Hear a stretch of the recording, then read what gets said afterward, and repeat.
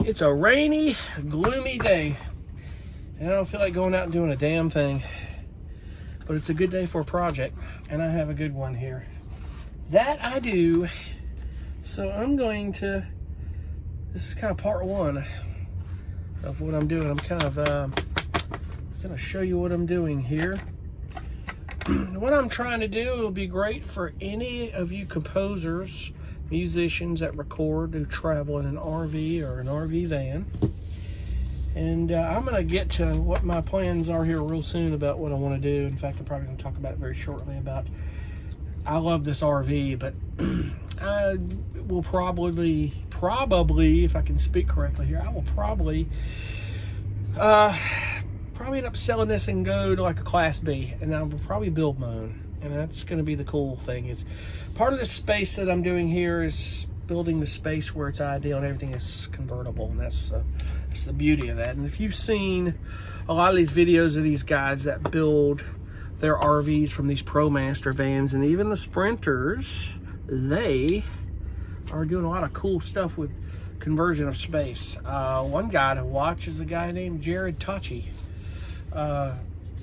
Last name spelled T-O-C-C-I. If you look him up on YouTube, he's got a great channel. He's doing videos comparing his verse build that he did. He did a ProMaster. He lived in for 2 years. He lived in it in the Los Angeles area for a long time, and he just built a Sprinter out. He spent a lot more money in it, but he put what he wanted in it, and that's money he wanted to spend. Mine is going to be very logical. It's going to be very cool. It's going to be the reason why I'm doing what I'm doing is I'm getting the power system and what I want out of an RV. And I think what I'm so thankful of is someone gave me a quick piece of advice through all the research I did of RVing. And before I started this, I was trying to figure out whether I wanted to build or whether I wanted to buy one. So someone said, man, Chris, the best option for you, and this is probably the advice I give you, is if you're unsure and you've never RV'd before, which I never did prior to this, and I have to say I love it.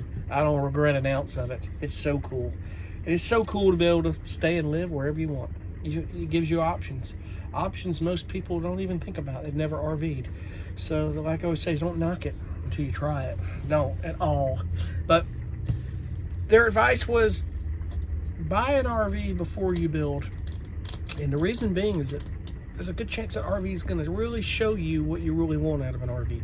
Whether it's something in features that a different RV has, if you want to get another RV, or if you would rather decide you want to build. And I have gotten to a point that, I guess because of the experience, as we all do, in the adventure of it, I want to build one. I want to build a new RV, and I'm going to do it out of a ProMaster. So right now what I'm doing is getting some things tidied up, and probably going to get it put on RV Trader. That'll come later, very soon here actually. So I'm looking at maybe first of the year doing this. I know a lot of people would think building one in January is crazy, but it's not going to it gets cold here, but not like it does up north or anything. So I can do it. And the way I'm going to build this thing, it's not going to take me 6 months to do it. And I can hear people saying, man, you can't do it in a month, but I had the right help. I can do it. I'm very smart when it comes to that. Don't have a lot of experience in it, but we're going to find out here real soon. I'll find out how crazy I am here real soon with that deal. So I'll talk more about that later. But anyway, what I wanted to talk about is something that I am doing for my music in my studio, because a lot of you may know I do all my work on a MacBook Pro. And with technology, that's really all you need. You don't need a big desktop. It's all out of preference. There's not one that's better than the other. I always talk about this, but I'm trying to build a platform setup that is in minimal space that I can work around, that doesn't require a ton of space if I go to Class B, a van of such, even in this RV. And the cool thing is that I'll have everything, which I'm trying to figure out is how I'm going to do this. I've got it to where industrialized Velcro can hold this stuff down. Or if I have to take, I don't have it around here, but it's over here. ratchet straps to hold it down, which this stuff isn't that heavy. I don't think I have to go into that, because the industrialized Velcro that I bought at Lowe's, this right here, says it holds up to 15 pounds. Yeah, 15 pounds right there. What do you know? This looks backwards here, but I promise you it's 15. But anyway, these studio monitors I have are not 15 pounds. You know, maybe for the both. My sound interface is not, you know. Some of this stuff, the biggest thing is you just don't want it moving around when you're driving.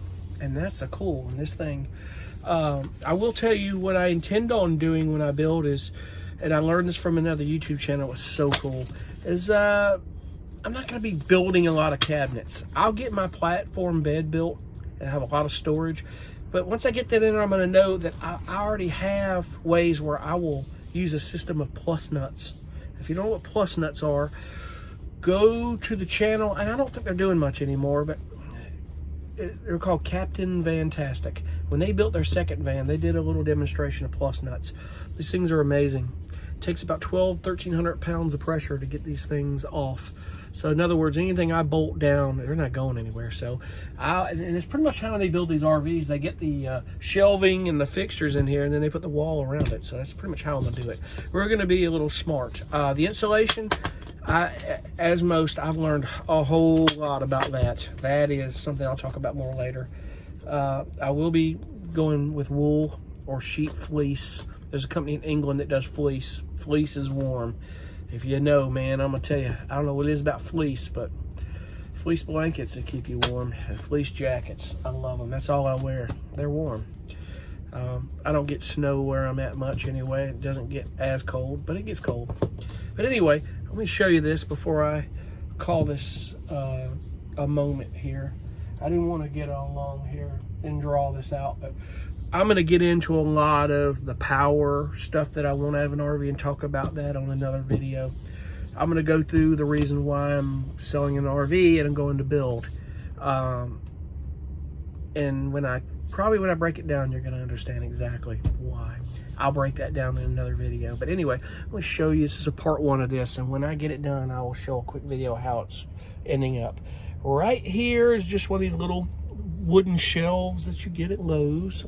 It's set on this table. I haven't bolted it. This thing moves. I'm not mounting it to this table, because if I'm selling this RV, I'm not doing that. But anyway, you see the board right there. But I'm just laying things out right now as to how this is going to go, and I hope I've got a good shot of this. There it is right there.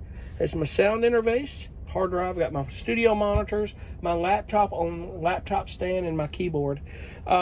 This is also going to be where I can switch out keyboards or interfaces, but I'm thinking the industrialized Velcro and some of this stuff to hold this.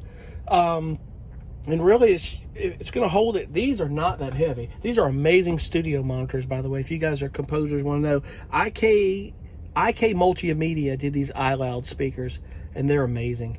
I had some really big Tonoi reveals and some other studio monitors, and when I bought those things, I lined these up and compared them.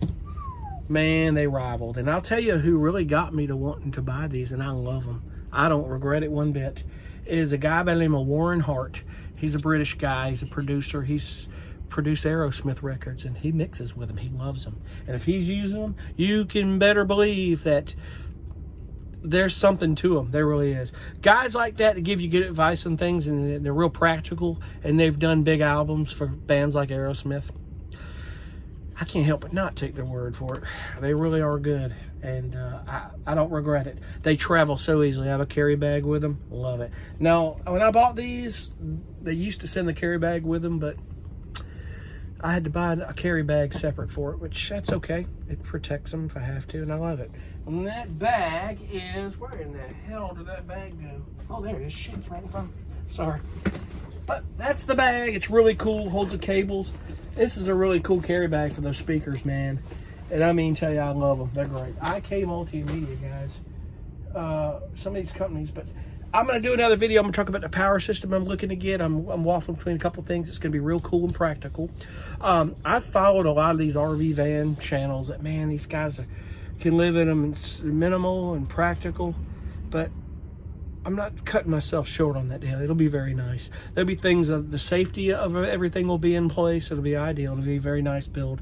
It's probably going to be a build that I can title it as an RV if I want to do it. So I'm not going shabby, but I'm going to do the right thing, and I'll talk about the features and stuff that I'm looking to put in that thing, and it's really cool. So those of you musicians that are RV that are interested in this, and you RVers or van life people that aspire to do it, I'm another guy. If I decide to post anything from building it, you'll learn from me too, because God knows I'm going to learn from any mistakes I make. I just don't see where I'm going to make a ton of mistakes.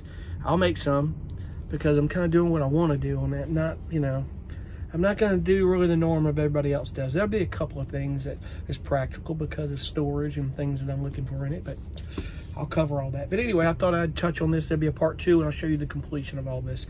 I'm not exactly sure when that'll be, but we're going to start with the Velcro and see where that goes. Anyway, see you in part 2.